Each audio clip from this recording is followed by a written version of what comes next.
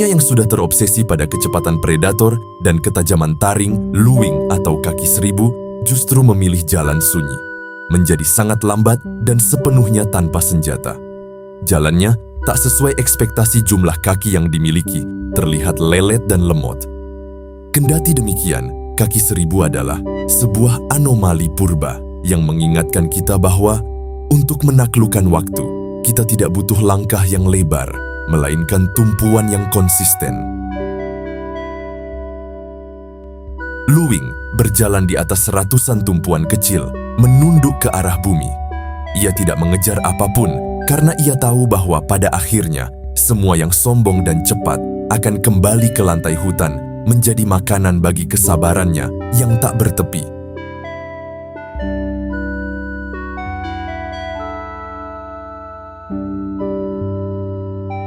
Kaki seribu bukanlah serangga, mereka adalah Myriapoda dari kelas Diplopoda.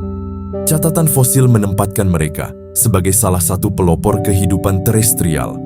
Spesies Pneumodesmus newmani yang ditemukan di Skotlandia membuktikan bahwa nenek moyang makhluk ini sudah merayap di atas tanah sejak 428 juta tahun yang lalu pada periode Silur. Mereka adalah saksi hidup saat bumi masih berupa hamparan batu dan lumut, jauh sebelum dinosaurus pertama menggetarkan tanah. Keberadaan mereka yang mampu melintasi 5 kepunahan massal adalah bukti dari sebuah logika bertahan hidup yang konservatif. Di saat spesies lain berlomba menjadi lebih besar, lebih cepat, atau lebih mematikan, kaki seribu justru memilih ceruk yang paling statis. Lantai hutan yang lembab. Mereka tidak berevolusi untuk mendominasi, melainkan untuk menyatu dengan alam. Dari riwayat kaki seribu, kita bisa belajar bahwa keberlanjutan sering kali lebih berharga daripada dominasi sesaat. Di dunia yang sibuk berubah, kaki seribu tetap konsisten dengan peran dasarnya. Ia juga mengajarkan bahwa kematangan sejati bukan tentang seberapa cepat kita mengikuti tren, melainkan seberapa kokoh kita memegang peran fundamental kita dalam ekosistem kehidupan. Pada masa periode karbon, ketika oksigen di atmosfer begitu melimpah, memungkinkan kerabat mereka, Arthropleura, tumbuh hingga sepanjang 2,5 meter. Namun, ketika kadar oksigen menurun dan dunia berubah, mereka memilih untuk mengecil, menyusup ke bawah dedaunan, dan tetap bertahan hidup. Ini adalah seni tahu diri dalam skala evolusi. Mereka mengajarkan kita bahwa untuk tetap ada di masa depan, terkadang kita harus berani mengecilkan ego, merendahkan posisi, dan fokus pada apa yang benar-benar penting untuk kelangsungan hidup.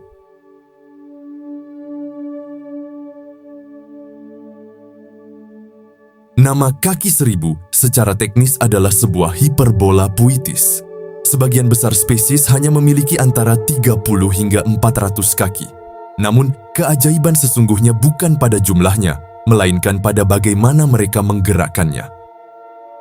Sebagai diplopoda, yang berarti kaki ganda, setiap segmen tubuh mereka, kecuali beberapa ruas pertama, merupakan hasil penggabungan 2 segmen asli menjadi satu.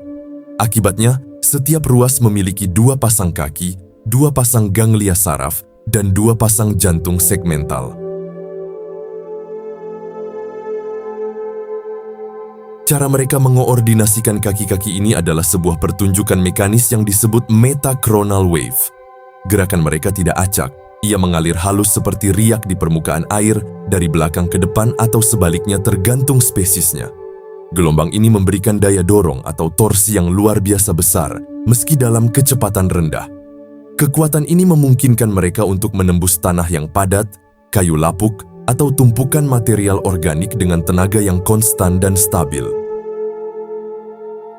Ini adalah gambaran tentang sinkronisasi batin yang presisi.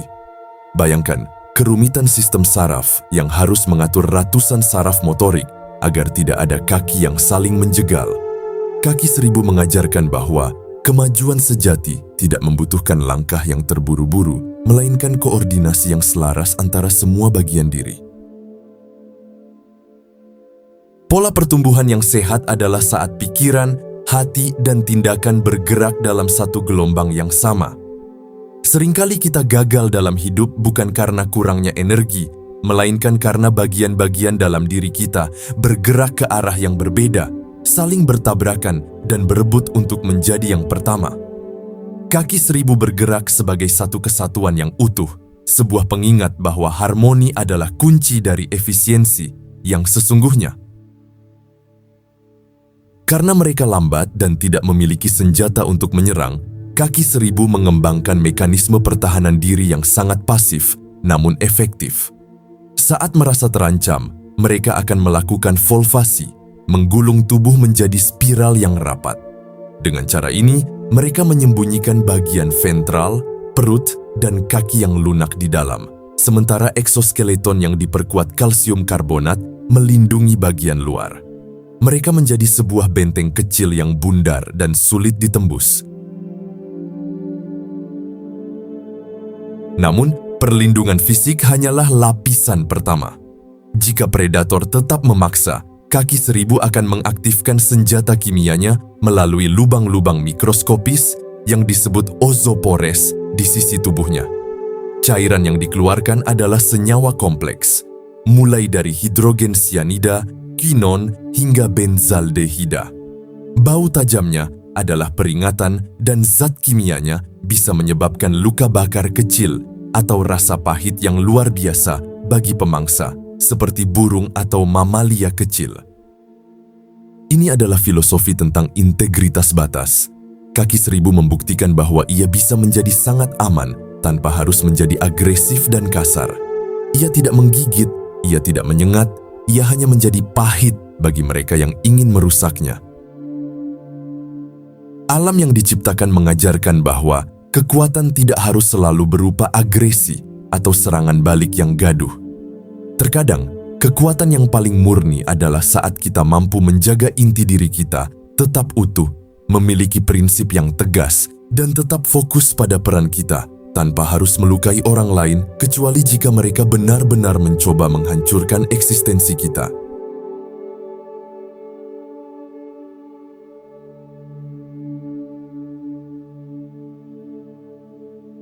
Di dunia kaki seribu, cinta bukan tentang perburuan atau penaklukan, melainkan tentang negosiasi kesabaran. Reproduksi bagi mereka adalah sebuah tarian mekanis yang sangat intim. Sang jantan yang memiliki kaki khusus bernama gonopod pada segmen ke-7 harus meyakinkan sang betina bahwa ia bukanlah ancaman. Kaki seribu mengajarkan kita bahwa kedekatan sejati membutuhkan sinkronisasi yang total. Untuk bisa bersatu, kita harus melipat ego, menyelaraskan ratusan tumpuan agar tidak saling melukai. Ini adalah pengingat bahwa dalam hubungan apapun, kekuatan bukan terletak pada siapa yang mendominasi, melainkan pada kemampuan untuk melingkar bersama dalam harmoni yang tenang, mengubah pertahanan diri menjadi ruang untuk kehidupan baru. Seringkali, sang jantan akan memanjat punggung betina, memberikan getaran lembut atau aroma feromon yang menenangkan. Ini adalah momen di mana ratusan kaki yang biasanya digunakan untuk berjalan, kini digunakan untuk mendekap dan memeluk. Mereka saling melilit, menyatukan tubuh dalam pola spiral yang rumit, seolah sedang mencoba menjahit kembali dua jiwa yang terpisah oleh cangkang keras. Setelah lilitan tubuh itu terurai dan janji genetik telah ditunaikan, sang betina tidak langsung melepaskan tanggung jawabnya begitu saja. Ia memasuki fase inkubasi batiniah, di mana ia akan mencari ceruk tanah yang paling lembab dan tersembunyi untuk membangun kapsul waktu bagi masa depan. Ia akan menelan butiran tanah, mencampurnya dengan sekresi air liur dan sisa pencernaannya untuk membentuk semen alami yang akan mengeras menjadi dinding sarang yang kedap air, tempat di mana puluhan hingga ratusan butir telur mutiara diletakkan dengan penuh ketelitian. Disinilah letak puncak pengasuhannya. Sang ibu seringkali tetap melingkari gundukan telur tersebut, menjaga kelembapannya dengan suhu tubuh sendiri dan melindunginya dari serangan jamur. Sebuah masa penantian panjang di mana ia merelakan dirinya tidak makan demi memastikan bahwa saat telur-telur itu retak nanti, kehidupan baru akan muncul, dengan segmen tubuh yang lengkap untuk memulai langkah pertamanya di lantai hutan.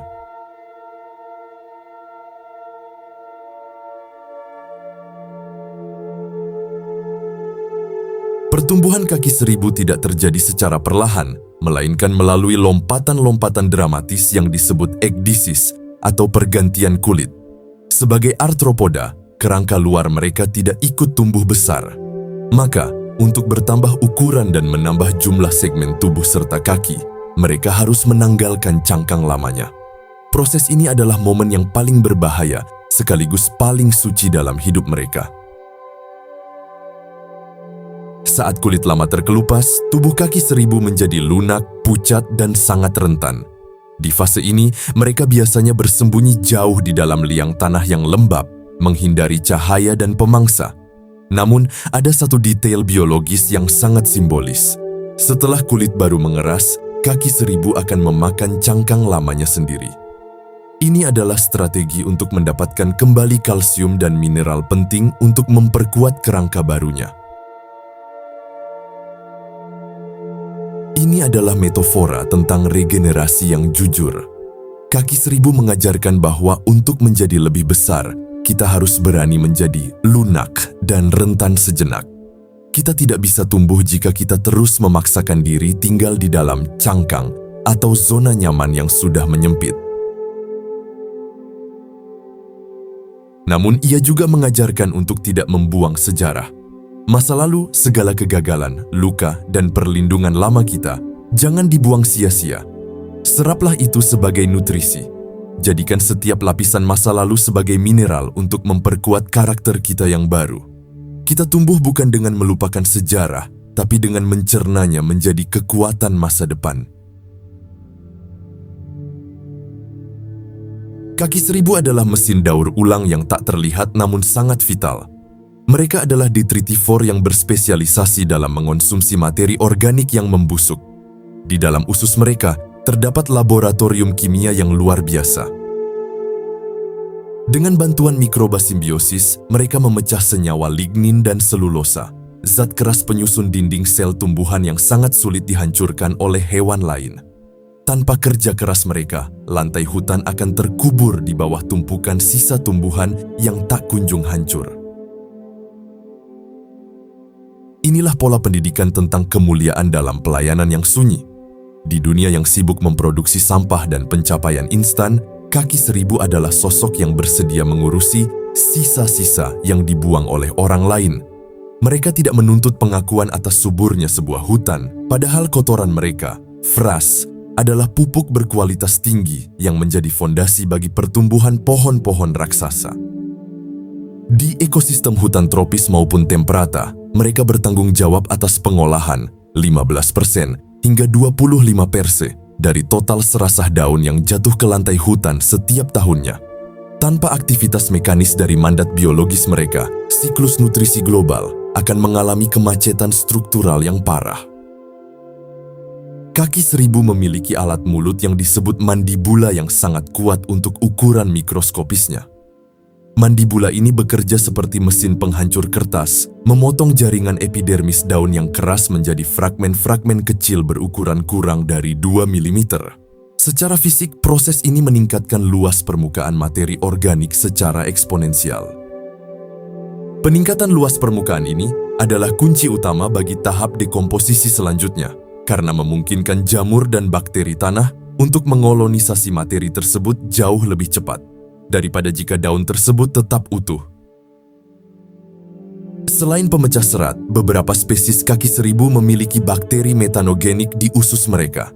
Bakteri ini membantu menetralkan senyawa fenolik beracun yang sering ditemukan dalam daun-daunan purba. Hubungan ini adalah simbiosis mutualisme obligat. Kaki seribu menyediakan lingkungan yang aman dan pasokan makanan bagi bakteri, sementara bakteri menyediakan kunci kimia bagi kaki seribu untuk membuka nutrisi yang terkurung dalam serat kayu. Tanpa kolaborasi mikroskopis ini, kaki seribu akan mati kelaparan di tengah tumpukan makanan. Bakteri di dalam usus kaki seribu juga memproduksi lendir polisakarida. Saat kotoran dikeluarkan, lendir ini membantu mengikat partikel mineral tanah menjadi agregat yang stabil. Agregat ini memperbaiki aerasi tanah dan kemampuan tanah untuk menyimpan air yang sangat krusial bagi ketahanan hutan terhadap kekeringan. Ini adalah pelajaran tentang kerendahan hati kolektif. Kaki seribu yang tampak mandiri sebenarnya sangat bergantung pada makhluk-makhluk mikroskopis yang hidup di dalam gelapnya usus mereka. Ia mengajarkan bahwa kekuatan sejati bukanlah kemandirian mutlak, melainkan kemampuan untuk berkolaborasi dengan mereka yang tidak terlihat. Ini menjadi pelajaran penting. Mendidik adalah soal menanamkan kesadaran bahwa nilai seseorang tidak ditentukan oleh seberapa banyak ia mengonsumsi hal-hal mewah, melainkan oleh seberapa mampu ia memberikan nilai tambah pada apa yang sudah dianggap tidak berharga. Menjadi pengurai seperti kaki seribu berarti menjadi jembatan antara kematian dan kehidupan baru. Kehidupan kaki seribu juga mengingatkan kita bahwa pekerjaan yang paling remeh di mata dunia seringkali adalah fondasi utama yang menjaga seluruh sistem tetap bernapas. Mereka adalah alkemis sejati yang mengubah kematian berupa dedaunan kering menjadi kehidupan berupa nutrisi bagi tanah. Hanya saja, di dunia modern, kaki seribu sering dipandang sebagai hama atau makhluk yang menjijikkan. Padahal, mereka adalah penjaga kelembapan. Mereka lebih suka tempat yang gelap dan basah, di bawah bebatuan atau kayu yang membusuk. Mereka melakukan tugasnya selama ratusan tahun, tanpa pernah meminta perhatian. Bahkan, ada jenis kaki seribu raksasa dari Afrika yang bisa hidup hingga 10 tahun, sebuah umur yang sangat panjang untuk seekor invertebrata. Kehidupan mereka adalah tentang kesetiaan pada peran. Mereka tidak mencoba terbang seperti kupu-kupu atau berburu seperti laba-laba. Mereka setia pada langkah-langkah kecil di atas tanah. Pola pendidikan alam ini mengajak kita untuk menghargai proses yang lambat. Kita hidup di zaman yang menuntut segala sesuatu serba instan, namun kaki seribu membuktikan bahwa keberhasilan sejati adalah akumulasi dari ribuan langkah kecil yang konsisten selama jutaan tahun. Pada akhirnya, kaki seribu bukan sekadar hewan kecil yang merayap di bawah tumpukan daun. Ia adalah seorang pertapa kecil yang mengajarkan bahwa hidup bukan tentang seberapa banyak mata yang menatapmu, melainkan tentang seberapa dalam kau menyentuh bumi.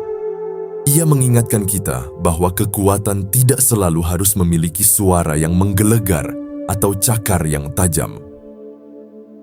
Kadang, kekuatan paling murni adalah kemampuan untuk tetap melangkah dengan ratusan kaki kecilmu, menunduk dengan rendah hati, dan tetap memberikan nutrisi bagi kehidupan lain, bahkan saat dunia tidak pernah menyadari keberadaanmu.